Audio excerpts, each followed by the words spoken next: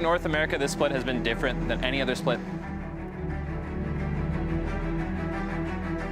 Cloud9 and TSM, the teams that everyone's like, oh, they're always going to be in the finals. It's a Cloud9 versus TSM finals every time. No, that's not how North America is anymore. Team Liquid's emerging, CLG's emerging, Gravity came out really strong the last half of the split. Any team can really take the title for the best team in North America. 이번 서머 스플릿이 가장 안 좋은 모습을 보여주고 있기 때문에 조금 압박을 느끼고 있긴 하고요. Every single year that I play League, people are trying to get me to get benched, or they want a new top laner, or I'm sick of Dyrus. Going up there and winning once again would be a really great feeling to prove people wrong. Playing on the Madison Square Garden stage is going to be fucking awesome. Something that you can look back on and say, wow, I did this, I was there. It's going to be the biggest arena I'll ever have played. Playoffs is where some things are going to show up. Now that we're in first place, we have some standards to meet. 이번 플레이오프에서 사실 정규 시즌 순위가 엄청 그렇게 관련이 있을 것 같진 않아요. 많이 바뀔 것 같아요. If we can get back into our form, we can easily take playoffs.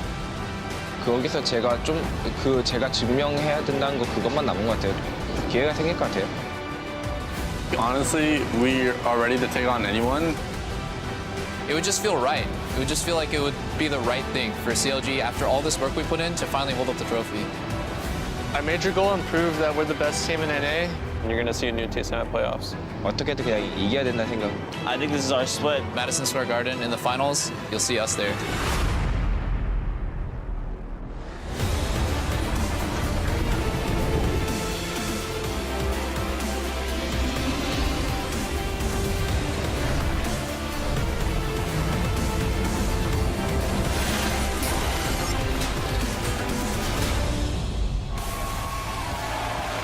Welcome back, everyone, to day one of the North American LCS Summer Playoffs, coming to you live from Los Angeles. Now, the crowd is pumped and ready to see which team will advance to the semifinals and which team will see their playoff dreams end today. It is time for our quarterfinal series, Team Dignitas versus Team Impulse. For Team Dignitas, they currently have 0 championship points from the spring split. So if they lose today, they will lose any shot at securing a world's berth. Now, they've got their coach back with them. Rico was instrumental in Dig's early season success. After he had to take a leave of absence from active duty, the team had a serious drop-off. So the question is, how quickly can he get them back into shape in this postseason run? Yeah, and it's no question that he was instrumental. They were third place when he was on the roster and he was, here in person. They fell quickly to 6th place when he left, and they've stayed there ever since. So Rico's contribution, all the players shout him out all the time, and he's been remote coaching. So the question is, how quickly is he going to transition back? It's going to be pretty smooth because he's almost save for not being there a couple times, he's still been coaching them. So that problem, though, is that there's new problems. The problem before was, getting the synergy down. Now it's the entire league has gotten a little bit better, and Dignitas preyed off of mistakes. So when you're no longer able to see as many mistakes from your enemies, you're not going to have as good a game. I think the game that comes to mind about Dig where they did not do that was the one where they ran the Twisted Fate Alistar with that Hecarim, where there was like an all-in just dive composition all the time and go. And that's the way they want to play. Like, they just want to go all the time. And I think that if they go with a hyper-aggressive composition like that just allows all their members to be the aggressors, then they have a much better shot at this game. Yeah, that's when they beat them last time. Yes, exactly. All right, we touched on it already a little bit, but another component of Dig's success was Gamsu. When they were on a winning streak, it was usually off of incredibly strong performances like his Jarvan and Hecarim. Yeah, his Jarvan and his Hecarim that he played against Impulse last time, where he went 11-0-10 in the game you were talking about, Crumbs. Those were landmark games for his career. But outside of those performances, he's very punishable. And he needs to outdo himself today because he's against Impact, who has so many things over them. He has versatility, lane dominance, and he's got an aggressive sidekick. I feel like when he gets really far ahead, he just takes over the game. But if he's not, he's not getting those leads by himself, as the game is not going in his vision, he's going to be falling a little bit behind, maybe a little bit of tilt. Just has to keep it under control and realize that the champions that he picks have high damage, and no matter what can really turn the tides of a game regardless of his score. You mentioned the tall task that he's got going up against Impact. Impact has proven himself to be a top-tier top laner, but he also has a positive, has been a positive force for change among his teammates.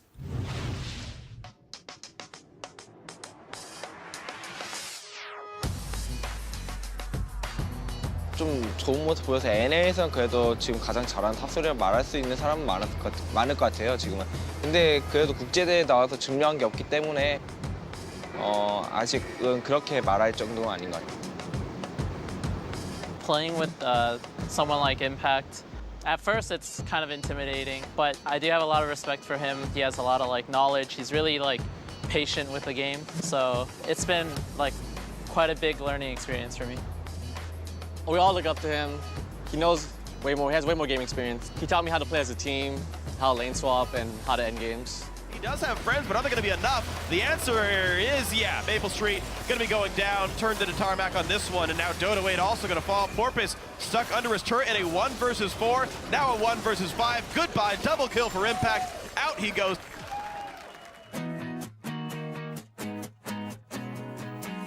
탑이랑 정글은 서로 한국어로 되게 디테일 있게 얘기할 수 있어서 미리 상황을 3분 전부터 만들어 놓을 수 있는데 미숙한 분 되게 많고 라인 사업이나 그런 경우가 사실 솔로큐에서는 만나볼 수 없는 경우잖아요. 그런 경우에 많이 리드를 해줬었는데 이제는 서로 이제 맞춰가면서 하고 있어요.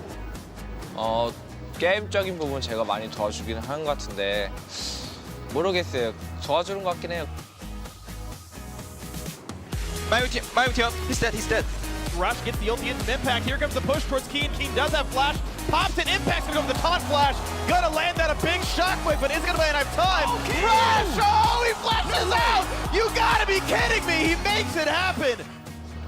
딱히 부담감 없고 그냥 제가 할 수 있는 범위만큼 그냥 좋은 모습, 그러니까 이기는 모습 보여주는 게 일단 목표라서 딱히 부담감 없어요. 근데 러쉬 형은 부담감 있을지도 모를 것 같아요.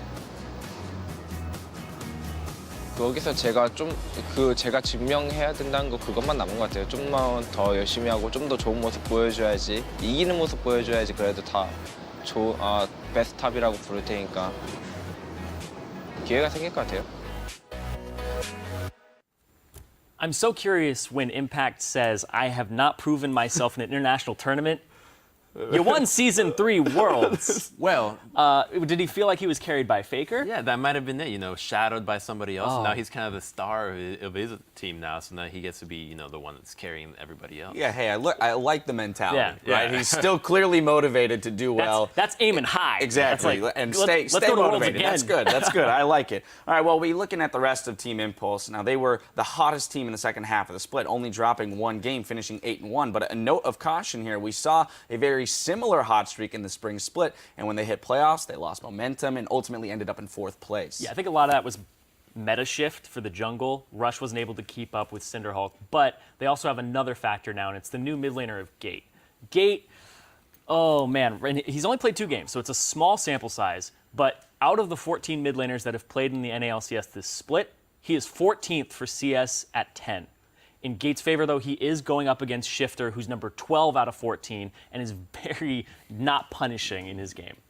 Yeah, that mid matchup is going to be very interesting because we saw what happened when he went up against Phoenix, where he really was punished, and subsequently Rush was punished as well because he had to cover for Gate more often than he would have liked to. It's actually very interesting because Gate, although we see these stats and things like that, there are intangibles that he brings to the game. He's a very positive guy. He's always got a positive outlook on the game, and also he doesn't mess around in scrims. And I've been hearing that their environment is better and they get more out of their practices now because he's taking the game very seriously and he wants to get better.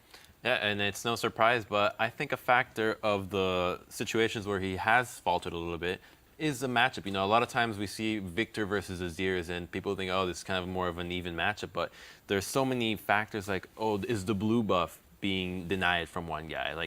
Because the Azir has full-on pressure for some levels until Azir can just Victor can full-on wave clear. And then the matchup is so volatile, and if the junglers or the supports aren't really pressuring that well, then one lane can lose horrendously without even fighting. Yeah, well, another matchup that could heavily influence this series is the junglers, Rush versus Helios. We touched on it a little bit, especially the jungler top synergy. The play around the top lane will be very interesting. Rush has been an all-star for Tip, dictating the pace of the game with his early aggressive moves. Now, he has the most kills, highest kill participation, and has dealt the most damage per minute among NA junglers this summer. Yeah, and Helios, it's just night and day difference between them. He has the highest average deaths per game and lowest kill participation among junglers in playoffs.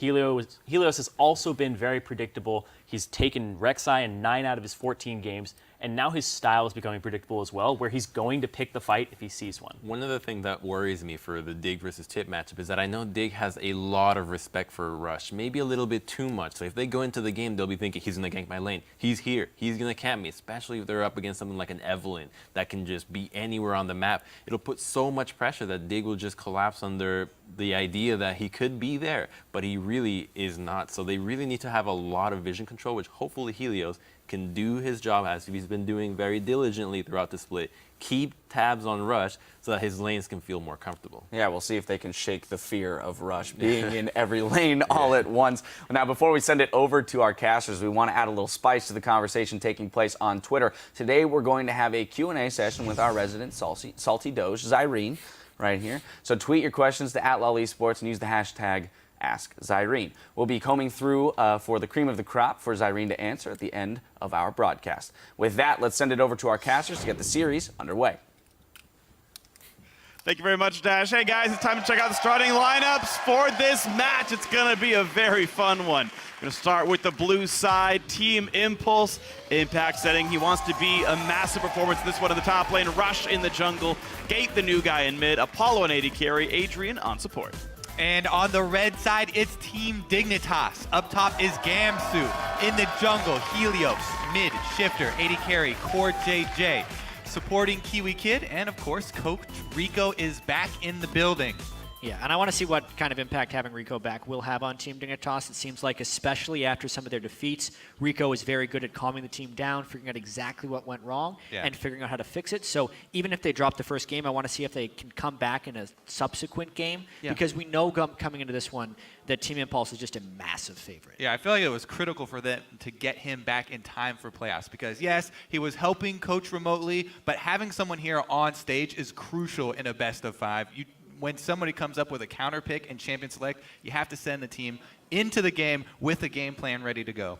All right, we'll see how good Rico's game plans are as we get ourselves into champion select for the beginning of the North American LCS Quarterfinals Summer Split. This is the split that leads to Worlds. Dignitas must win this series for a chance to head there. Yeah, and I actually just love the first ban right out the gate by Team Impulse, banning Ahri away from Shifter. It's the one champion Shifter's had a huge impact in lane on. Right out the gate? Really, Jack? Come on.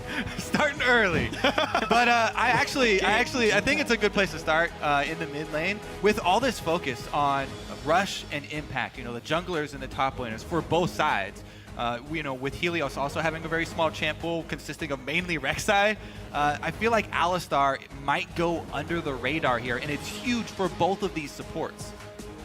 This is the champion that Kiwi Kid got Dignitas back into the LCS with. This is the champion that Adrian keeps calling for people to ban against him because he doesn't even like playing it. It's so overpowered. There's a lot of power picks in this matchup, and maybe Alistar would be right up top there. I'm wondering what Team Dignitas does. They're heavily targeting Rush here. But this would still technically leave the Elise and the Evelynn. Even though Evelynn's received some nerfs, it still seems to be meta in a lot of things, and it's the Elise that they go with right up. Everyone's having questions. Has Rush picked up Elise? Well, yes, he has. It's still locked it in first. That's the hope. Now, before its impact on the top. It was a good point that you raised, though, previously, where there's a lot of these players that have been playing the game for so long. They have hundreds upon hundreds of games of Elise log from the time where she was overpowered. Rush is not one of those players, so he's recently had to put in the time and training on her. And it is a champion that, while the early game combo is very easy to execute and you just use all of your skills for the full execute, her late game team fighting is very complicated, and you could really tell the poor Elises from the great Elises during the later stages of the game. Yeah, and with how contested she is, she's banned half the time anyways. Even if you wanted to practice her, sometimes you don't get to. So we got to see how that training shows up. Team Dignitas taking plenty of time for their 2 pickups. They're going to grab the Alistar for Kiwi Kid, as you mentioned, and Echo comes through here. I mean, Helios' Rek'Sai was banned away. He really doesn't have games on hardly any other junglers. Echo kind of fits the moving tank that he wants to be able to play. The Alistar is something we already touched on. If it wasn't going to be first picked by Team Impulse, it was almost certainly going to be early picked by Team Dignitas. I think that Sivir also, because Alistar has gone under the radar, Sivir going back to a second-round pick here for Impulse side, they could very well lock that in. It's been huge for them all season long. Yeah. It's been actually huge for every team across the world all season long. Yeah, the most picked AD carry across all regions. Wow, they're not going for it. But that's the thing. I mean, the last 2 games that they've played, they've actually run with Kog'Maw. And if they can, they like comboing it with Janna. So Janna already going to be a nice counter against Alistar in the lane. They also have Elise to play a little bit more of a poke game. It works for Team Impulse to be able to pick Kog'Maw right here instead of Sivir. I was actually cheating before this game, and Helios was in a game practicing Echo. Apollo was in a game practicing Kog'Maw as well. Yeah, you still said that's Sivir. Just bad form. I gotta keep the mystery. Yeah. But yeah, so it's really interesting. I want to see how Helios will perform on this Echo. But you talked about him not, having put in a lot of time on anything but Rek'Sai, especially against Rush. Giving up a lot of the early presence as you do when you play Echo is fairly dangerous because he concentrates so heavily on his early clears.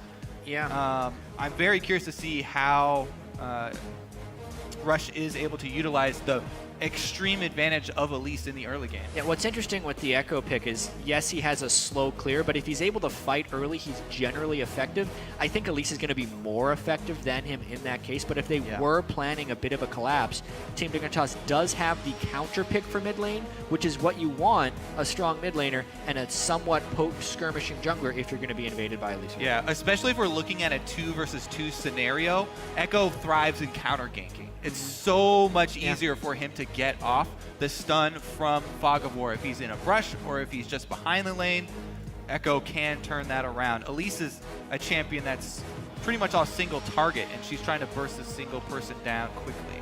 I was going to ask a question, though. What's the chance that it's actually Shifter playing the Echo, just if he learned another assassin and it's a flex pick in the first place? We talked briefly about Zingy here? Yeah.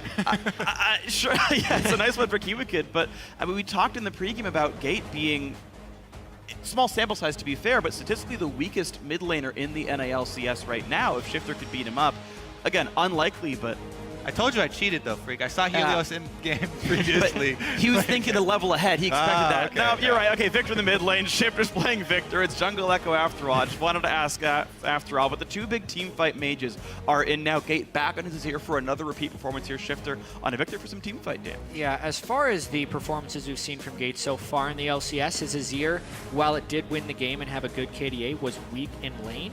But with that being said, it is one of his most played champions in solo queue, so there should be a large amount of comfort there.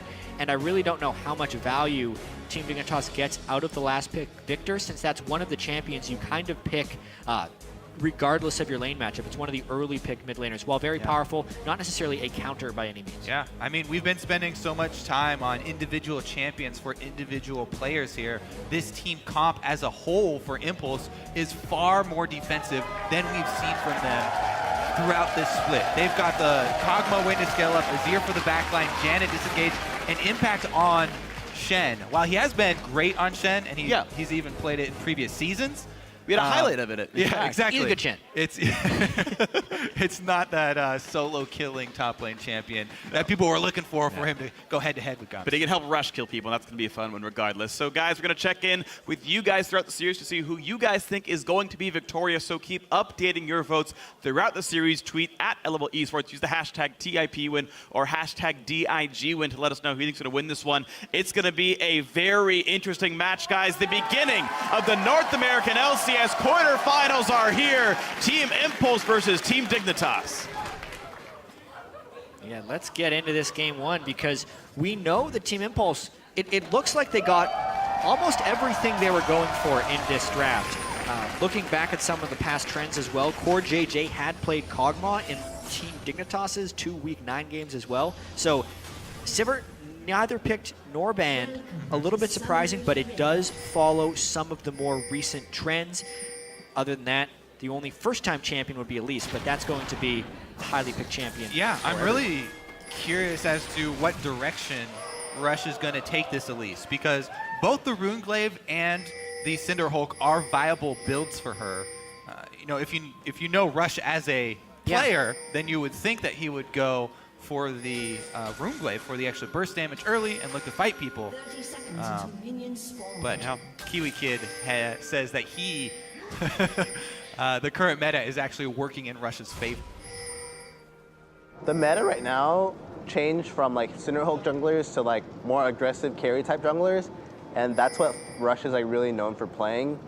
And he kind of faltered on the Cinderhulk champs, but playing the the aggressive, damage-heavy junglers, he really excels at that. And we've seen him take over plenty of games the past 2 or 3 weeks, and I feel like it's really good for their team. Well, if we're playing on Rush's tendencies, he wouldn't be playing a Cinderhulk jungler. But we've had these discussions about Elise in the past. The Runeglaive, faster clear speed, much more damage, more likely to see in solo queue, more likely to carry. But in competitive, so frequently, you just go Cinderhulk, Sightstone, and a Locket. The thing is, you don't have to even go Locket and Sightstone. If you go Cinderhulk, you can still go Spell Penetration, Cinderhulk, and do significant damage. So many options open to him. The other thing about Elise is that she benefits heavily from vision control. And we went over all the vision control stats for Rush, being fairly low in comparison even to Helios, who doesn't have many stats in his favor. But the awards per minute versus Rush would be one of them. And to get ourselves into the early game, we did see different jungle starts, actually, I believe. We got a minor leash by TFE's bottom lane. They ran right into the lane themselves. Team Dignitas, actually, after getting their initial leash, are actually heading into the jungle, meeting up Team Impulse here. Team Impulse kind of read this a little bit wrong. They've been outgained by Team Dignitas. They're now trying to go to what is the weak side, but Gate is collapsing before Shifter. It's going to be interesting. Whole lot of damage already onto him. Ignite plus the Rebuff doing plenty here, but looks like he'll be able to survive this one. Sorry, no Ignite used, but plenty of damage. Technically, if Team Dignitas wanted to commit to this, Core JJ could force a 5v4, but it does look like they're going back to farm. I wonder if this is the end of the harassment game that we see. We've already seen Adrian come back here, so yeah, with Apollo staying just alone in the bottom lane, he's going to be happy to get solo farm and not be pressured here, and no more fights for Dignitas. Yeah, not only is he getting solo farm, but he's got the lane pushing against him. So Apollo's in a great position, whereas Gamsu is going to have to extend far out into the lane, and most of the minions have already been killed off. Helios going mid, though. A lot of damage done towards Gate. He's got to be real careful. Flash and heal now both down. Yeah, heal in the early skirmish, flash there, only 3 minutes and 40 seconds. Team Dignitas already trying to prey on Gate, who has shown some weakness in lane pressure from the start. Helios immediately goes in to try and counter jungle off of that early mid pressure. Yeah, that's actually a very good early start here for Helios. Gate, that was basically the worst case scenario for Gate. He held on trying to save his summoners, took the damage from the gank, and had to end up blowing them anyway, being a little bit greedy there with the summoners. Usually if you blow them, you want to blow them early so you don't take the damage from the gank, and you'll be fine in the lane.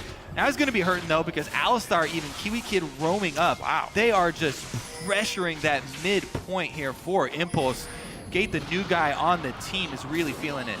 And a approach gank top, I think. Let's see if they can avoid it. Yep, Rush is ganking top right now and just got the flash out.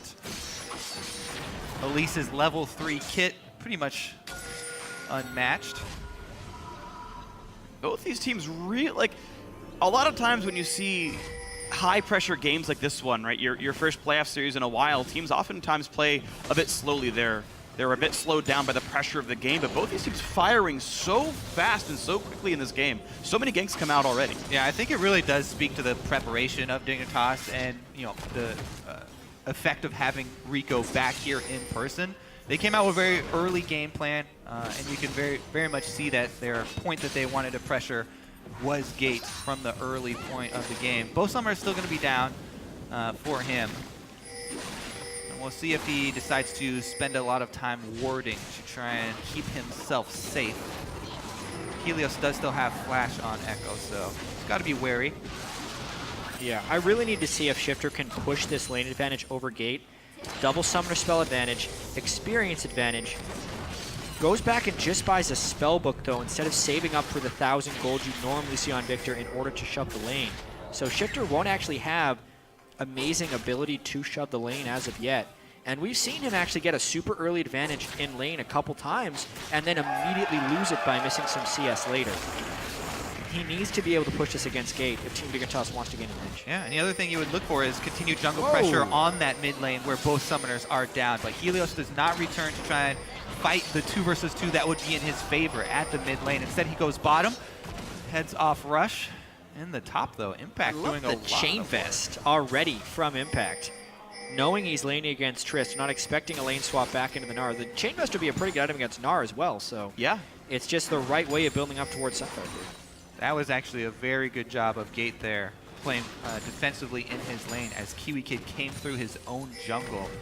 That Alistar gank just as potent, if not more so, than the Echo gank at this point in the game. Able to keep himself safe, and Rush goes in where he just saw the enemy support come from. Nice. Wards cleared so far here for Rush through the roof. And Rush is actually farming pretty well. Even though the CS only looks like it's 2 different, he's up 200 gold over Helios here. His choice in camp's actually been quite a bit stronger. Helios, all right, gets that one, walks out, but yeah, there's actually a small lead for Impulse through the overall laning phase here. They've also been pressuring Gamsu a fair bit. Tristana, of course, playing Demolitionist up in the top side, is getting plenty of turret damage down. The turret damage is the big difference. It's about 2/3 dead in the top lane for Dignitas, whereas Apollo's only killed about 1/3 of the turret down the bottom side. Yeah, and I always like to keep up on the game plan of the junglers because every little bit of information you have to react immediately. They just had Adrian scout out Helios on the blue side quadrant of Dignitas jungle. Immediately, Rush goes in and snags a camp. He takes that small window, takes only 1 camp, doesn't overstay, and stick around for the red buff steal. But he's able to get something, little pieces off of Helios' side, and then returns back to his own jungle. Ooh, didn't quite go to see the ward, and Raptor buff procced. That's always a kicker. I hate when that happens. So now, of course, Team Dignitas knows where Rush is, and they can feel scared on the top side and safe over on the bottom. We're going to see Gams to go for the recall. Now that his teleport is up, I think we see him run back to the top lane here because Dragon, of course, is on the table 8 minutes in, and we're going to have some pretty mirrored lane assignments as a result. Also, look at the control. The vision here for Impulse is very impressive. They've got the full defensive lineup plus one of the scuttlers and the only pink ward on the map. So the entire team contributing here as Rush has been doing his job clearing a lot of the vision from Dignitas out. Yeah, and this is actually kind of a surprising swap back from Team Dignitas. In my eyes, they were very close to killing the top lane turret.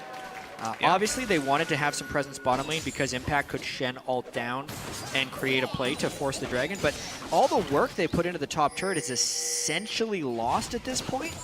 I wonder if Gamsu's going to be able to push that turret down before it costs them, because they've been giving up farm advantages for that turret damage, but they're not actually getting the gold from killing the turret because they swap back down bottom. And taking that initial one with Tristana is huge for her. That's what her the whole point. Exactly, that's what her early game hinges on. Right now, though, Pink Ward going to allow Rush a pretty easy avenue to gank. Tristana very difficult to gank, though, especially with an Alistar in the lane. Rush did go Cinderhulk, by the way. We could tell by the early health crystal, but he upgraded it very quickly. I still feel like, based on his style, he'll be going magic penetration after the fact. Yeah, that's what I was talking about. You can go Cinderhulk, and you don't have to go purely defensive. She still does plenty of damage due to her base stats, as well as the double percentage health damage. Qs. Let's see if we have a blue trade here.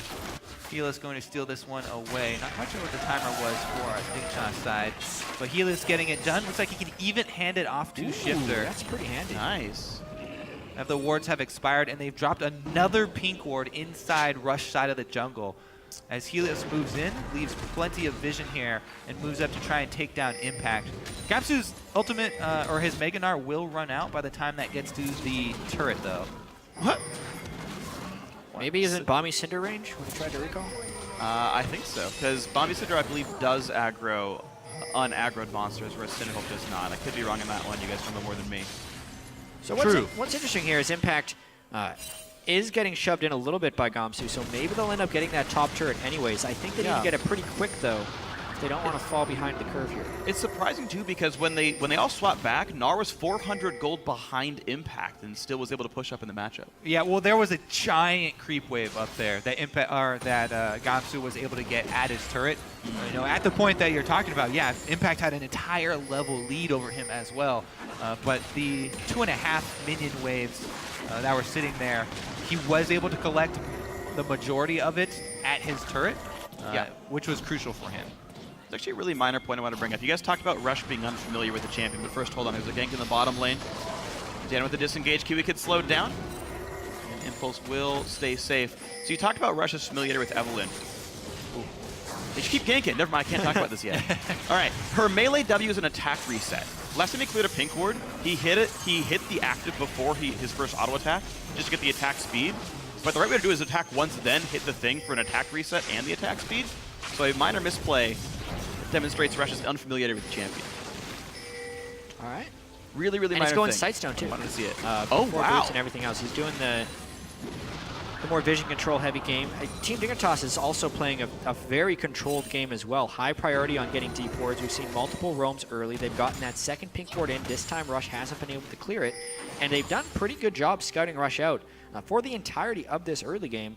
With that being said though, Apollo's had a lot of time to farm pretty happily in the lane freeze before they swap back. Shifter hasn't really pushed the heavy advantage despite Gate being down 2 early summoner spells in mid lane. And the result of actually these side lanes from Team Impulse with Impact and Apollo having farm advantages is granting them a big lead. 1,500 gold by 12 minutes.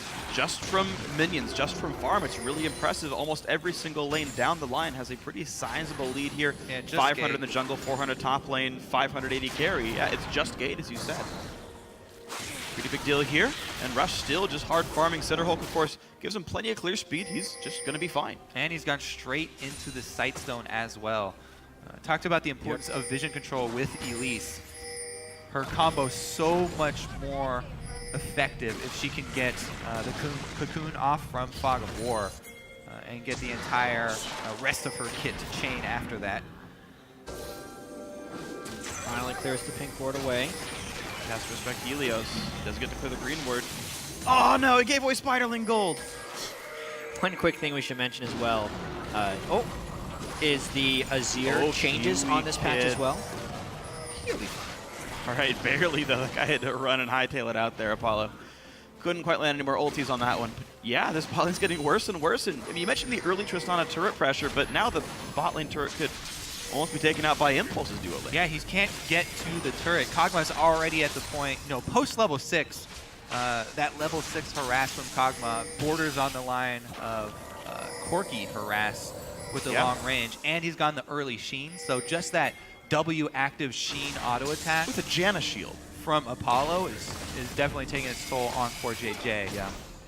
I really love Cog Janna and Cog Nami as duo lanes. Once you get a couple levels in there to where the buffs and the heals can actually beat out what a stun would do, it just gets ridiculous. Yeah, it's actually interesting that, you would think that Impulse would like standard lane setups for the majority of their games so that Rush gets more freedom to do what he wants. He can control the game. Impact will get a 1 versus 1.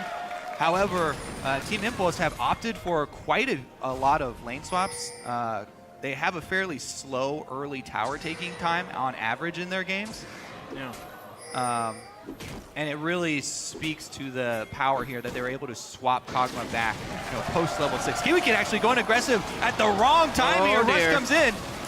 And Kiwi now forced to run away, but Exhaust is on after the ulti's already popped. He's got no escape summoners left. Cocoon, who gets the kill? They're gonna try to give it to Apollo.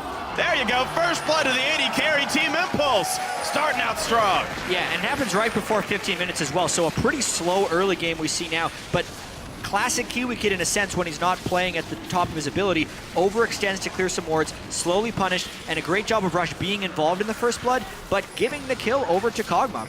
Really everything Tip wanted. Yeah, actually I just realized I said that backwards. Impulse have more lane swaps than average, so quicker early tower kills. Well, one thing about Team Impulse for sure in previous games is their pre-15-minute aggression, especially between Rush and Impact, and it's actually very subdued in this game, partially due to their more defensive team composition. As a duo, Rush and Impact have 42 kills in the first 15 minutes of the game this split. The next closest team combo is CLG with 26 between jungler and top laner. Across the board, they're way more aggressive. Even just the junglers themselves, if we're comparing the last 7 weeks, Helios had 8 kills, 9 deaths, and 16 assists. Rush had more than double the kills, 20 kills, 12 deaths, and 28 assists. But this game, just the 1 assist. It was very subdued, almost being pushed into Team Dignitas' style, but in doing so, they were still able to get the gold lead, still able to get the first blood, and still able to get the dragon. So even though they're playing Team Dignitas' game in a sense, they're still winning. Yeah, I mean, if you just look at gold lead, Rush may as well have 3 solo kills. He's 1,000 gold over Helios. So yeah, impact-wise, just getting the farm and denying a little bit of himself has been absolutely wonderful. Gate was preyed upon early. Yeah, the NA LCS feature, Team Impulse saying, we just have to win somehow. Yeah, obviously, it makes... Yes, that's true to say, but that means they don't have to win playing the exact Team Impulse style. A gold lead is a gold lead. Doesn't matter how you get there. And we saw inklings of this during the regular season, where Team Impulse would throw out, a random poke comp here and there, and alternate styles.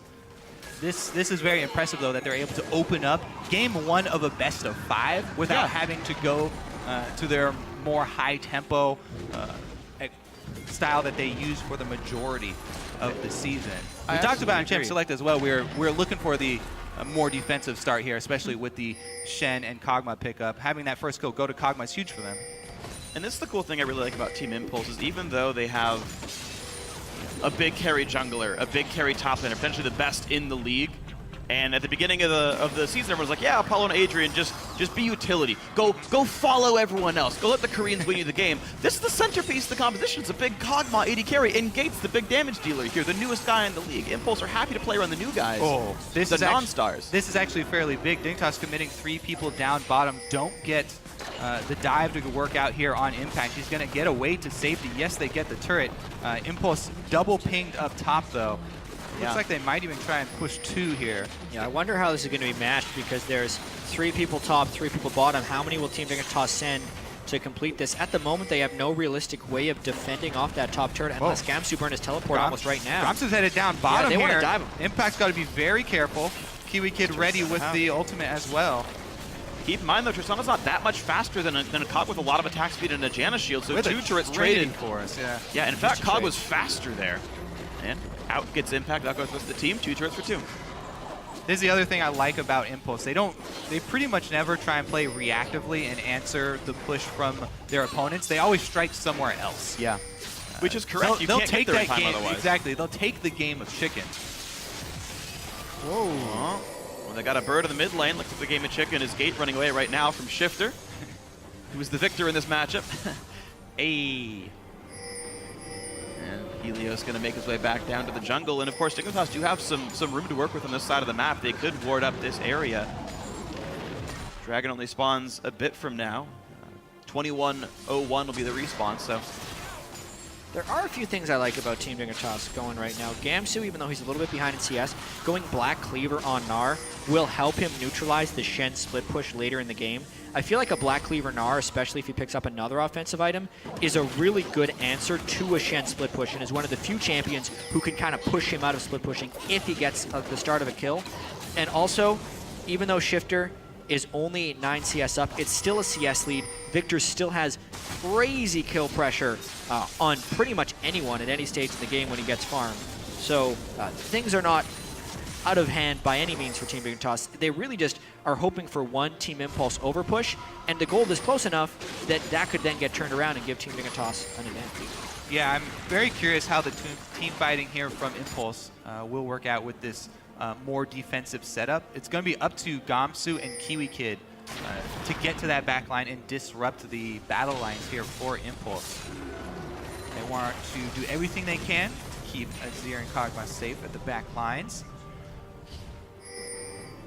And so far, those guys are doing reasonably well. So Impulse game plan is going okay. Dignitas hoping to hamper it. They're going to get Scuttle. It will live right around the time Dragon spawns up. A couple of things. They are locked by wards, but of course most Dignitas on the other side of the map. It goes down reasonably quickly. Bail out. Kiwi Kid moves, so they obviously know that they need to back off here. There's the ward that gave it all away. Yeah. Could cost a mid. Honestly, just that little gamble trying to sneak a Baron. Gives him Careful, a slow Kiwi Kid response. posturing, goes for the flash, but the entire team's there. Shen ulti's on. Gate flashes out. Now Kiwi Kid's going to be a bit overextended, but the ulti gun's going to keep him safe. Impact down the front line. Rush on the side, also getting chunked out by the Gnar. Down to 1/3 health. Turret does go down. Dignitas retreat. Impulse going to shove back up mid lane too, but Rush sustained far too much damage, and he won't be able to help them. 4 versus 5 scenario. Dignitas just going back to farm up the lanes here. Dragon. Is actually charging up his rage bar. Should be. Yeah, so there are 2 ultimates used, the Shen ultimate and the Alistar ultimate. So 2 defensive ults basically down to start this fight. Yeah, a big summer spell though in the exhaust from Adrian also down. So an interesting even sort of trade there. Basically Impulse just retaining their vision control is enough to retain control of the mid lane here as well. They've done a great job up and down the river. Yeah, Gates at a really powerful point too. If Azir gets set up for the Dragon, he can really zone out with soldiers. His mana is a little bit low, but honestly, Team Dignitas is giving them a ton of respect. It's just an easy Dragon. Well, here comes Helios. He pops the parallel convergence. Ooh. Doesn't decide to go in for the stun though. Zoned out Rush for a bit though. Team Impulse were actually a bit scattered. Kiwi Kid not making the engage happen though. Dignitas back to the mid lane. I have to say, especially to your point about Gate Freak, this is probably the Team Impulse game with the most vision control that I have seen from them all split long. They've been able to actually control both the Dragon Pit and Baron Pit simultaneously. To be fair, Rush bought a Sightstone, so that's maybe not Gate himself. It's a non-Lee Sin Sightstone, so he doesn't need to conserve wards for killing people, which means he can place them more. Oh! Nice Flash. little double flash there to avoid the flash taunt. JJ still has his, though. It means Impact's not going to find much to do there. Stopped up. Whoa, how'd he get there? Whoa! Rush behind Helios will not chase over the wall. But wow, yeah, that's... I think he didn't even lose anything. He didn't have to flash. Walked all the way around the top to get into that brush. Definitely caught Helios off guard a little bit. And me and you. Yeah. Vision control, boys.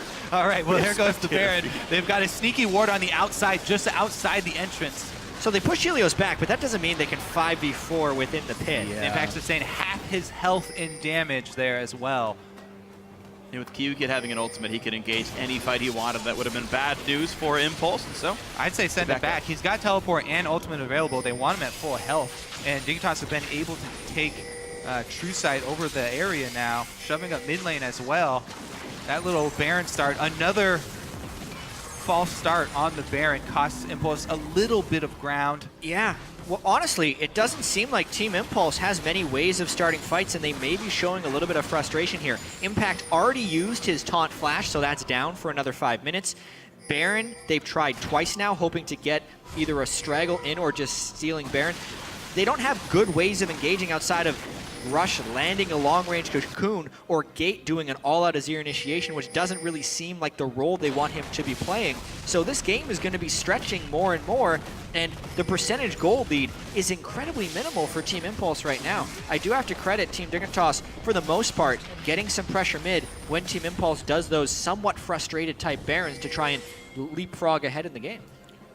Yeah, setting up Baron's definitely hard for them. I do feel like they have the ability to hit turrets. They've got an Azir and a Cogma with a Janna shield. They should. I feel like these champions could play other roles than Rush Barons. Win condition-wise, they should probably, instead of forcing the Baron, just group push those interior turrets. I mean, they've already killed 4 turrets right now, so a lot of the game is vision control, prep the Baron, but that's a lot of wars to clear, and they have not been properly clearing the things specifically outside of the Baron Pit. They've been clearing the inside of the Baron Pit quite well, but they're missing their sweeps on the outside. Rush has gone for a Riley's Crystal Scepter on his next item there. It won't slow in Cocoon, but he's at least bought some ability power for himself. The slows will be around. It's going to be a while. Yep, that had actually no effect on the vision control whatsoever. Sure, it earned him 30 gold. Now you only have 4 auto attacks to get that one down. I meant in terms of like current vision gain, but I guess you're right. It had an impact. Goes from 10 to 4. All right. 60% decrease in the health bar of the warding. And Impulse once again milling back towards the mid lane here. They are pushing mid in first. Mid tier 2 I don't think is easily assaulted though. Dignitas continue to hold over Baron control. It's only 2 dragons to 0. Impulse actually setting up for the mid lane siege with a turret coming up from gate. Just as we talked about, instead of forcing the Baron, the vision control was unable to be fully cleared. They're thinking about sieging up mid, but there's a lot of split push pressure going on here. Gamsu requires a response. I think they should push it because Gamsu does not have teleport, and you've got a Shen with not only teleport, but also ultimate. Team Impulse right there had they should have pushed. Teleport advantage. They Straight should away. have pressured that and kept the charge up mid lane going, but they back off, they break, and they respect the Gamsu split push. That's probably an inaccurate teleport timer on the side of Impulse, not keeping track. Which is strange because that's exactly what they burned when they forced the Baron. They forced the teleport in right there, and that's pretty much the only thing they could have potentially gained from that Baron force. Missed opportunity for sure. Not capitalizing, that's for sure.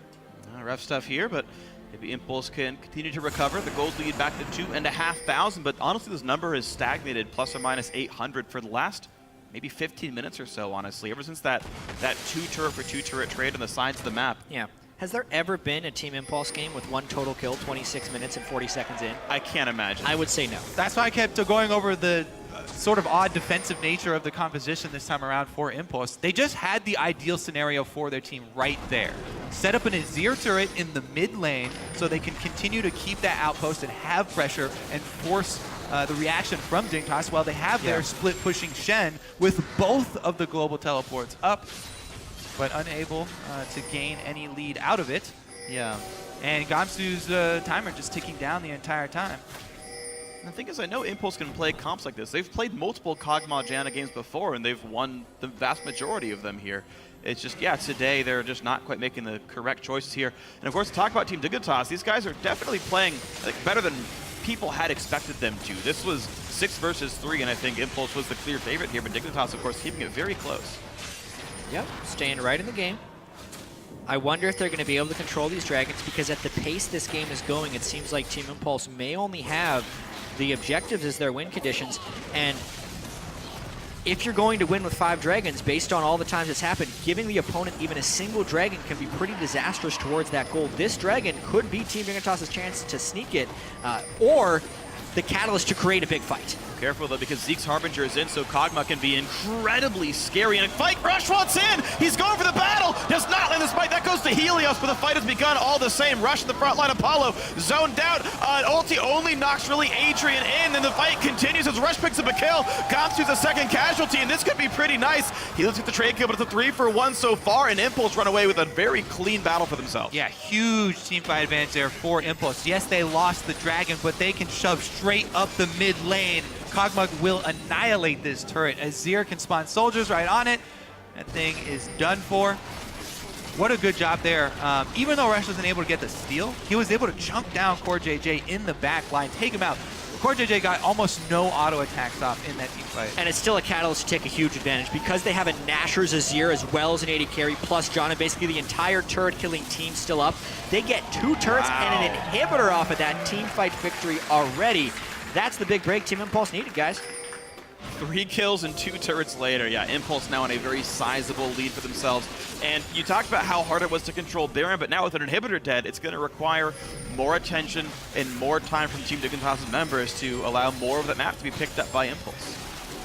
Yeah, and I don't know if the pressure is going to completely end here. They were posturing towards Baron. It's good to see this fight again because first off, Rush jumped in, but the big thing to watch here is the zones of control and where the rest of Dignitas is. They send Shifter along the side, but he doesn't immediately get the response of Gamsu. Gamsu doesn't get a good Gnarl off, and because Gate is so untouched, he can just wreak havoc on the Team Dignitas assaulters right there. Rush, because he had the shield from Impact as well as being a tank Elise, created the distraction for 3 and got a kill. Yeah, the front lines there's a huge discrepancy where Impact was able to get his taunt off onto Gamsu via Rush's positioning, plus a little chunk there from Kog'Maw, and the DPS from Impulse far outstripping that of Team Dignitas. 1 inhibitor down, that's going to open up the floodgates here for Impulse. Once again, Impact does have ultimate right back off of cooldown. Yeah. They can make a similar play. All they have to do is keep up the pressure and starve out Dignitas. If they keep them bottled up, they can keep the they can make the wards expire as well. And then you get to take Baron whenever you want it because they can't spot you doing it. Yeah, basically, they want to try and strangle the vision here from Dignitas. If they can keep the pressure on Dig and keep them inside the base, just they only have to ward up a smaller area of Team Dignitas jungle. All right, so risky stuff for Team Dignitas then. They only have so much time to get out of their base and clear things away as mid lane constantly pushes in. Team Impulse still in complete control this game. Back at the mid lane they go. No turrets to kill, but they can push Team Dignitas around. Engage comes in on a rush. This is the battle. Big burst of damage, and wow, they almost knocked on the board. They get it. JJ, the first kill. The fight now rushing the side. He wants Gamsu. Gets him in, but Apollo's still around. Apollo can do so much damage or get stuck. Get by some time. There's a jump on in. He's one hit away. They get him. The shutdown via Shifter. The chase on in. That's the 8th for Team Dignitas. Could be Baron too. One after the other. Team Impulse just had poor positioning and deaths. That's exactly the mistake that Team Dignitas was waiting for with their passive style that wasn't giving Team Impulse fights that they wanted to create. This time Team Dignitas takes the initiation themselves. They get the mistake. They already have the dragon, now a Baron, and the gold is even. Kiwi Kid does it again. He finds a great initiation there, an immediate teleport from Gamsu. Yeah, also, he just completed his Harbinger, so both teams right after completed Harbingers get the huge team fight. JJ able to get his reset there, and then Gate gets annihilated on the front line. Gate way far up in that fight, and then since the two main threats, honestly, the Elise and the Azir were down, 2 of the 3 main threats were down, it made Kiwi Kid had his round of cooldowns up once again and could just go for it. That was a perfect fight for Team Dignitas at exactly the time they needed. A rare misstep by Adrian getting caught at the beginning and couldn't peel for Apollo or Gate successfully. He had to save himself, still building up to a few more items, going for what I think is Ardent Sensor. Adrian was playing the buff the Kog'Maw game plan. And, you know, Apollo could probably solo carry with a build like this, but one interesting thing about that last fight is there was no Aegis of the Legion on any side for Team Impulse. Rush opted for the Frozen Heart, whereas Adrian opted for the Zeke's Harbinger to then buff up the Kog'Maw even more. But you kind of saw the impact of that when Shifter nearly blew up Adrian by himself. His build would be so much diminished. Keep in mind, Shifter has cooldown boots, no Void Staff, and no magic penetration. So that first bit of magic resist is the most important magic resist you can get, especially against a mid laner who's not building magic pen. And I think that's a big reason that they got wiped out in that fight so heftily. Yeah, I think we're going to see the item started now by Rush, but you're right, that was definitely a big deal here. The overall damage contribution pretty high from the members of Team Dignitas. Kiwi Kid has got Zeke's himself, so Tristana is also going to be a very scary damage threat. 90% crit chance when that is on her. We're on 5.14, so it builds really fast and doesn't last quite as long as on live, but still, of course, very strong. Yeah, this Baron buff also should enable Dig to push both mid and bottom lane enough to get the free dragon #2 and even up the dragons as well. While #2 doesn't mean a lot in itself, it does mean that we'll be much shorter to any team ending the game through dragons. I don't think that is going to be the deal. It's going to be all on the team fights for Barons. Yeah. And this game just got so interesting because if we're thinking from a hyper-scaling perspective, who scales better? The Azir and Kog'Maw are somewhat unmatched in their roles for how much damage they can output in an ideal situation. But with that being said, Team Impulse doesn't really choose when and where to team fight. That's actually what Team Dignitas is going to be able to do, and they're just getting more and more powerful at doing that. Yeah, Rush losing a lot of health there, and the interesting thing is until Infinity Edge comes in, Tristana actually is a bit better because of Zeke's. The crit chance is a huge deal for her. Plus, late game Elise for team fights gets far outskilled by the tank Echo. Helios can do a lot more in these team fights than Rush now can. Basically, all the CC being on Dignitas' side, they have the playmaking ability, whereas Impulse have to play defensively, keep both of their carries up long enough to burn down the Dig front line. All right, so state of the game. Dragon just got taken. Baron's a few minutes away from respawning as well. Exactly tied in gold right now, 55.2 on both sides. The farm has been going to the major 2 carries of Impulse. Likewise for Team Dignitas. Yeah. Nars tanky, 3 tanks on one side, really only 1.5 on the other. Rush is not really as durable as Echo, it seems like. Well, he's done the Rylai's. It seemed like he was going to go kind of Matic penetration into a more damaging Elise, but it's really just the slow utility right now since he hasn't built any Matic penetration to go with his Cinderhawk and his Rylai's Crystal Scepter. Yeah. And obviously, as we mentioned, that lack of Aegis will make Apollo and Adrian really, really vulnerable. Even Gate, 2 shifters damage.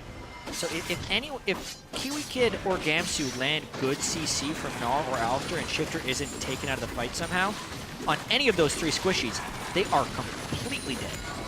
Absolutely. Makes it pretty scary then. Yeah. Impulse peeling away from the burst is going to be a big deal, and it's been hit and miss with that. It's just a fascinating game because we were expecting, most people were expecting, so one-sided of a matchup between Team Impulse and Dignitas. We were wondering, you know, if Gate can, we're thinking if Gate just goes even with Shifter, it's probably an easy game for Team Impulse. And early on in the game, Apollo and Impact were showing their advantages pretty heftily there. But as this game has neutralized, Gamsu's split pushing is pushing off Impact, so Impact hasn't had any split push pressure on Shen because of the Black Cleaver build that Gamsu's gone on Gnar. CoreJJ has picked up enough farm. He's dead even with Apollo. Carry-wise, with the Zeke's Harbinger, CoreJJ is getting out incredible small, potent bursts of damage and somewhat matching what Apollo can do in team fights. Yeah. It's looking like Team Dignitas has a very real chance of taking game 1 here. Well, Apollo 600 gold from the Infinity Edge himself, and I think that's actually a very important break point. The emergence of extra crit chance really does increase the value of that item here in the current state of League of Legends, but a tied game and a very close one here. Game 1 of the quarterfinals. Again, at stake here, Dignitas must win this series to even have a chance at going to Worlds if that's ever in their sights here this year. Of course, a long way away, but you never know. Impact right now running away from Gamsu. Nice dodge. Yeah. Stopped Hyper and the slow itself. All of the wards you can see for Impulse turning to defensive wards after those team fight losses. Pretty big swing, giving away that Baron. Rush is going to have some God Cocoons, you know, to make it worthwhile. He has been able to get his Magic Resist Aura finally now, but not too big a fan of the Rylai's Crystal Scepter. No penetration, as you mentioned. All right. Well, Aegis finally does come in here for Rush, so at least he's started getting some of the tank stats. And I can understand Rylai's being a build to make the ganks happen, but he's only got a Rylai's from Gate, and slows don't stack anymore. Yeah, and Elise is a lot about, even in the early game for the ganks, she's a lot about the full combo in the duration of a cocoon. You cocoon into your human form Q and into the rest of your damaging spells to try and get a big burst. Slow's not as big of a deal. I wonder how many of the LCS junglers like Dexter and Meteos tweeting out like, oh, this Elise build, I would never build this item. Or they're like, yes, I love it. Well, yeah. At least you do, it does have health on it and you get more out of your Cinderhawk, but All right, well, Zeke's re-triggers. Pretty much happens constantly. All right. Mid lane under fire again, of course, it's an open inhibitor. I wonder if Team Impulse still feels superior in team fights after what happened last time, because some of the only ways they can find opportunity is through objective conflicts. With Baron being up, they're wondering if Team Dignitas jumps in. Here it Pops goes. the ultimate. Of course, the ultimate, the Janna disengaged. Agent's forced to run. The teleport comes in, and it is Mega Gnar. He flash ults. He catches Rush, and Rush goes down. A rampage for CoreJJ, and the fight continues. A kill back for Gate. Impact trying to run. Tonson dies. A double kill now, and into the back line. Gate does what he can. A triple kill, and Apollo cleans it up. Are you kidding me? Gate's able to salvage that bad start. At the beginning there, Rush gets taken out. Adrian had to blow his ultimate on himself. Impact even used the Shen ult on Adrian. But Apollo free firing from the back line. That's the power of that free firing Kog'Maw. Infinity Edge completed, Freak. Yeah. There's your DPS. And the free-firing Nashor's Death Cap Azir when everyone funneled into that choke point. Now the question is, with these 40-minute level death timers and a siege minion, can tip end? It's just Alistar with no ult, but he's got flash, but there's still a cannon minion up. They can shove the wave in. Agent doesn't need to take this yet. Just get the minion wave in. And here comes the damage output. 2 seconds on Alistar. The crits up, which doesn't matter much. I mean, Kiwi Kid has no ultimate to try and take this. He's only wanting to headbutt the damage away. Headbutt him away. Adra's doing some damage. She's doing what he can with auto attacks. Here comes the Echo. The teleport in from Shen. This should be enough. There's the game. Team Impulse take game 1 in 40 minutes. Well, I think it's safe to say that's not exactly the game we expected. Low kills, some mistakes being made by Team Impulse, but then it's Gate and Apollo who carry the team fight that propels them to victory. Apollo got first blood, ends 5-1-5, 400 CS, highest in the entire game. Just completed the Infinity Edge before that fight. Yeah. And the late game Azir, late game Kog'Maw just destroyed Dig as they group up. And full Enchantress Janna as well. Zeke's Harbinger into Ardent the Censer. Ardent Censer as well. I didn't even... Kog'Maw, kill everyone, just power please. him up. I mean... That was a worst case scenario team fight for Team Dignitas if there's ever been one, because we know how much crowd control and burst damage they have, and they just have to use that on the damage dealers. But they burned everything on the front line. We've seen it so many times. Lake and Elise, best thing she can do is take a bunch of hits early. I mean, you got Alistar to blow his ultimate, and then you take a bunch of hits. Yeah. It worked out. I mean, it worked out. Yeah, okay, the frontliners died, but yeah, a survived game, and the big damage dealers, the 2 core players on the roster, Gate and Apollo, they put the damage out, especially that hero play in the team fight. The flash ulti by Gate was huge. Yeah, Gate flying in at the end there. The analyst desk better go over that fight in detail, because there was a lot of damage that got thrown out right at the end, and I want to see how Team Dignitas used their stuns, because it seemed like a lot of the CC wasn't able to reach Apollo or Gate for meaningful damage to follow up, whether it was a CC problem or a damage follow-up problem from either Shifter or Core JJ, because it did seem like Apollo was pretty much free hitting the majority of that time. Yeah, and with all the defensive ultimates, Janna ult used for herself, Shen ult on Janna as well, Gate and Apollo kept themselves safe. Yeah. Yeah. All right, so really, really solid stuff there. Game 1, of course, the best of 5. They're going to switch sides for Game 2. Adaptation is going to be a really big deal. The coaches going to be massive for this next one. But for a closer look at that first game and that Team Impulse win, going to check in with our analyst desk. Thank you, gentlemen. And I see you, Jat. We will discuss that play in full detail. We might even take 30 minutes to discuss it, if that's what he really wants, right? Nerf mode. Play the whole thing at like a quarter speed. An 1/8 speed, maybe? I don't know. Every ability covered. Yeah, stick around to find out. But I do want to start at the beginning of the game, because we saw a very slow early game and an interesting lane swap or swap back from Dignitas. So usually when you see a lane swap, you want to either defend the tower that is going to be pushed, or go and just push your own tower and trade 1-for-1. So a good strength of Tristana in all phases of the game is that now she's kind of a demolitions expert and can take towers super fast with her E, her explosive shot. And they didn't do that. They chunked top tower by a lot, and they realized that Tip was trying to go for a hold. They contested the blue buff, and then they just backed off. And for some reason after that, their whole lane swap idea just collapsed, and they kept Tristan on the top side. Her summoners were burned, and they never took the tower. And then Gamsu TP'd to the bot lane and got zoned off a bunch of CS.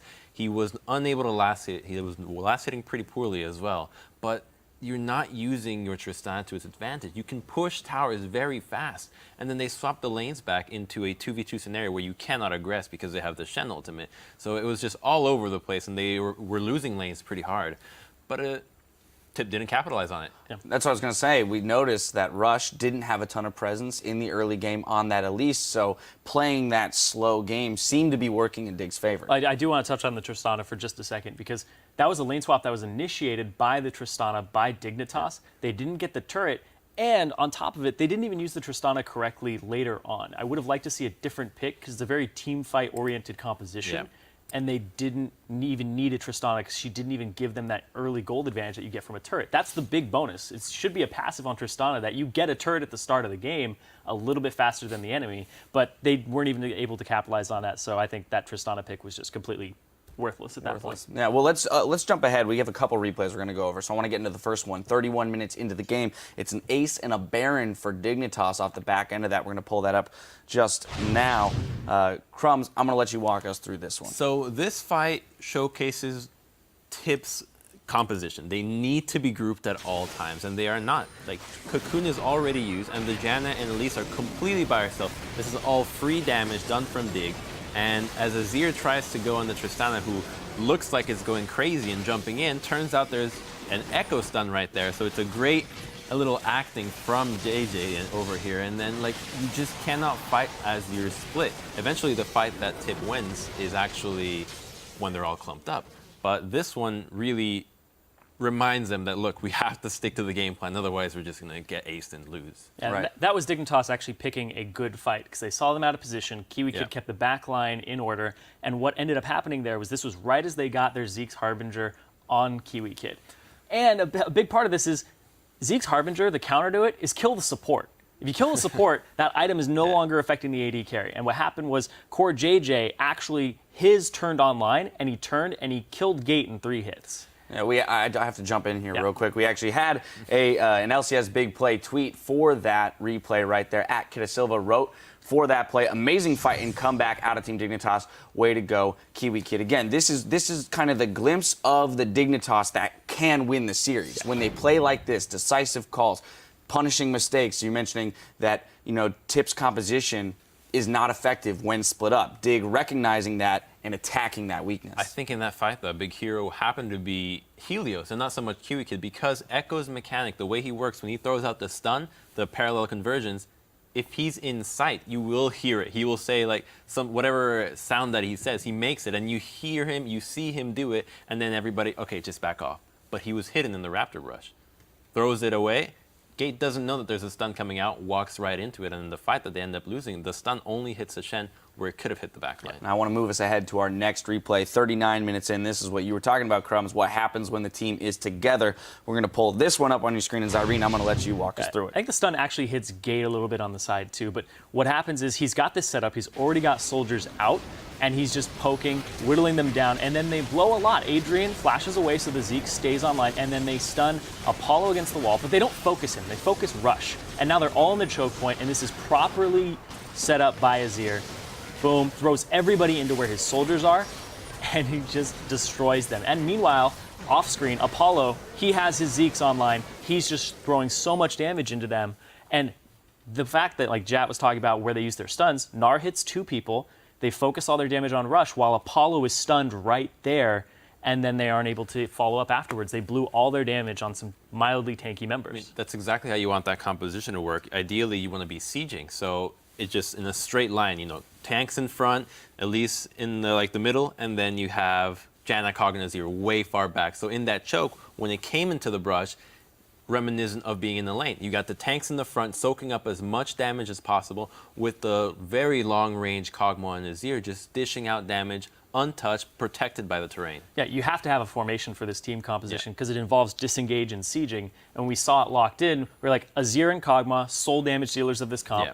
They're just trying to keep them alive with the Janna. And they did exactly that in that fight. And we got to see a fight that Dignitas played correctly and one that TIP played correctly. Yeah. And that last fight, Dignitas was picking that fight. This is the whole story of picking the fights even when you don't have to. And that's the big weakness that Dignitas has been running into, is they fight because they think they can win under any circumstances, but they can't. That's the reality of the game. I think, if anything, that game proves that this can be a very close series. That's just game 1. We have the possibility of 4 more to come. We're going to take a quick break while the teams reset for game 2 in this quarterfinal series between Team Dignitas and Impulse. Don't go anywhere.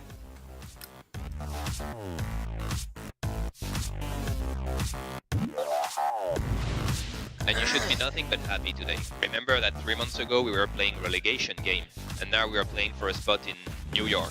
fight has begun all the same. Rush in the front line, Apollo zoned out. Ulti only knocks really Adrian in, and the fight continues as Rush picks up a kill.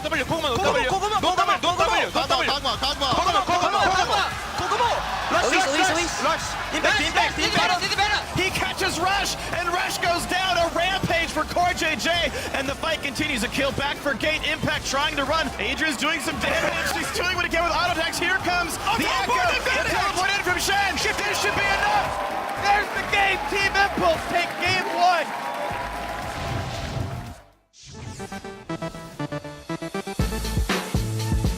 He's only played 2 games, so it's a small sample size, but out of the 14 mid laners that have played in the NA LCS this split, he is 14th for CS at 10.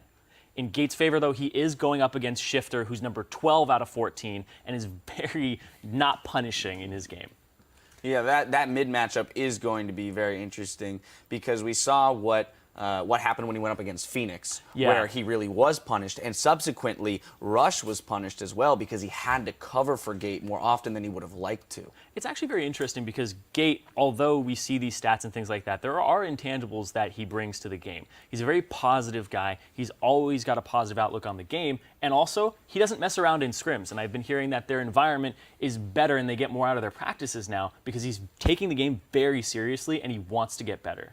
Yeah, and it's no surprise, but I think a factor of the situations where he has faltered a little bit is the matchup. You know, a lot of times we see Victor versus Azirs, and people think, oh, this is kind of more of an even matchup, but there's so many factors like, oh, is the blue buff being denied from one guy? Like, because like the Azir has full-on pressure for some levels until Azir can just Victor can full-on wave clear, and then the matchup is so volatile, and if the junglers or the supports aren't really pressuring that well, then one lane can lose horrendously without even fighting. Yeah, well, another matchup that could heavily influence this series is the junglers, Rush versus Helios. We touched on it a little bit, especially the jungler top synergy. The play around the top lane will be very interesting. Rush has been an all-star for Tip, dictating the pace of the game with his early aggressive moves. Now, he has the most kills, highest kill participation, and has dealt the most damage per minute among NA junglers this summer. Yeah, and Helios, it's just night and day difference between them. He has the highest average deaths per game and lowest kill participation among junglers in playoffs. Helios has also been very predictable. He's taken Rek'Sai in 9 out of his 14 games, and now his style is becoming predictable as well, where he's going to pick the fight if he sees one. One of the things that worries me for the Dig versus 할 수 있어서 막 미리 막 상황을 막 3분 전부터 만들어 놓을 수 있는데 미숙한 분 되게 많고 막 라인 사업이나 그런 경우가 사실 솔로켓은 만나볼 수 없는 경우잖아요. 그런 경우에 많이 리드를 해줬었는데 이제는 뭐 서로 이제 맞춰가면서 하고 있어요. 게임적인 부분 제가 많이 도와주기는 하는 것 같은데 모르겠어요. 도와주는 것 같긴 해요. My ulti up. He's dead. Rush gets the ulti into Impact. Here comes the push towards Keen. Keen does have flash. Pops and Impact's gonna go with the taunt flash. Gonna land that a big shockwave, but is gonna land enough time. Rush! Oh, he flashes out! You gotta be kidding me! He makes it happen! 딱히 부담감 없고요. 그냥 제가 할 수 있는 범위만큼 그냥 더 그냥 좋은 모습, 그러니까 이기는 모습 보여주는 게 일단 목표라서 딱히 부담감 없어요. 근데 러쉬 형은 부담감 있을지도 모를 것 같아요. 여기서 제가 제가 증명해야 된다는 거 그것만 남은 것 같아요. 좀만 더 열심히 하고 좀 더 좋은 모습 보여줘야지, 이기는 모습 보여줘야지 그래도 다 베스트 탑이라고 부를 테니까 기회가 생길 것 같아요. I'm so curious when Impact says, I have not proven myself in an international tournament. You won Season 3 Worlds. Well, did he feel like he was carried by Faker? Yeah, that might have been it, you know, shadowed by somebody else. Oh. Now he's kind of the star of his team now, so now he gets to be, you know, the one that's carrying everybody else. Yeah, hey, I like the mentality, Yeah. right? He's still clearly motivated to do well. That's aiming high. Exactly, Like, and let's stay go to Worlds motivated. again. That's good, that's good. I like it. All right, well, we're looking at the rest of Team Impulse. Now, they were the hottest team in the second half of the split, only dropping 1 game, finishing 8-1. But a note of caution here, we saw a very similar hot streak in the spring split, and when they hit playoffs, they lost momentum and ultimately ended up in 4th place. Yeah, I think a lot of that was meta shift for the jungle. Rush wasn't able to keep up with Cinderhulk, but they also have another factor now, and it's the new mid laner of Gate. Gate, oh man. On a winning streak, it was usually off of incredibly strong performances like his Jarvan and Hecarim. Yeah, his Jarvan and his Hecarim that he played against Impulse last time, where he went 11-0-10 in the game you were talking about, Crumbs. those were landmark games for his career. But outside of those performances, he's very punishable. And he needs to outdo himself today because he's against Impact, who has so many things over them. He has versatility, lane dominance, and he's got an aggressive sidekick. I feel like when he gets really far ahead, he just takes over the game. But if he's not he's not getting those leads by himself, if the game is not going in his vision, he's going to be falling a little bit behind, maybe a little bit of tilt. Just has to keep it under control and realize that the champions that he picks have high damage, and no matter what can really turn the tides of a game regardless of his score. You mentioned the tall task that he's got going up against Impact. Impact has proven himself to be a top-tier top laner, but he also has been a positive force for change among his teammates.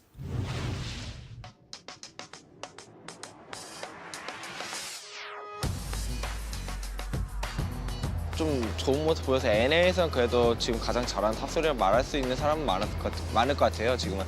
근데 그래도 국제대회에 나와서 증명한 게 없기 때문에 아직은 그렇게 말할 정도는 아닌 것 같아요.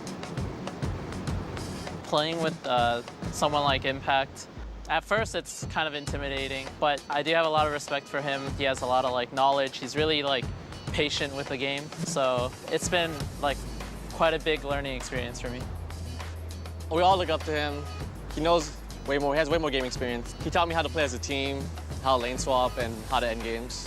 He does have friends, but are they going to be enough? The answer is, yeah, Maple Street going to be going down, turned into tarmac on this one, and now Dota Wade also going to fall. Porpoise stuck under his turret in a 1 versus 4, now a 1 versus 5. Goodbye, double kill for Impact. Out he goes.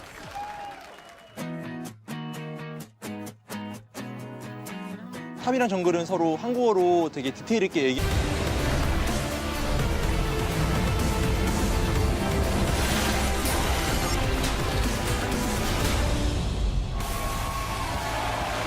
Welcome back, everyone, to day one of the North American LCS Summer Playoffs, coming to you live from Los Angeles. Now, the crowd is pumped and ready to see which team will advance to the semifinals and which team will see their playoff dreams end today. It is time for our quarterfinal series, Team Dignitas versus Team Impulse. For Team Dignitas, they currently have 0 championship points from the spring split. So if they lose today, they will lose any shot at securing a world's berth. Now, they've got their coach back with them. Rico was instrumental in Dig's early season success. After he had to take a leave of absence from active duty, the team had a serious drop-off. So the question is, how quickly can he get them back into shape in this postseason run? Yeah, and it's no question that he was instrumental. They were third place when he was on the roster and he was, here in person. They fell quickly to 6th place when he left, and they've stayed there ever since. So Rico's contribution, all the players shout him out all the time, and he's been remote coaching. So the question is, how quickly is he going to transition back?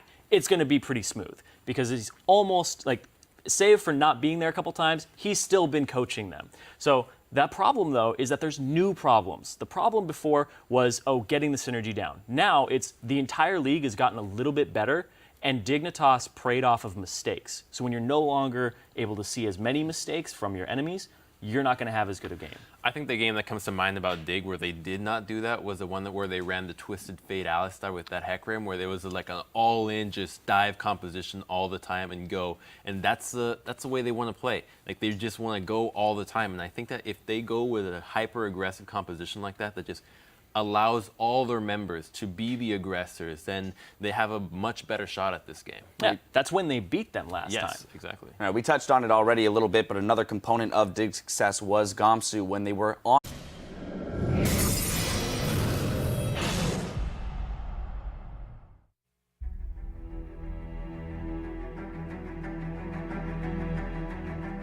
North America, this split has been different than any other split.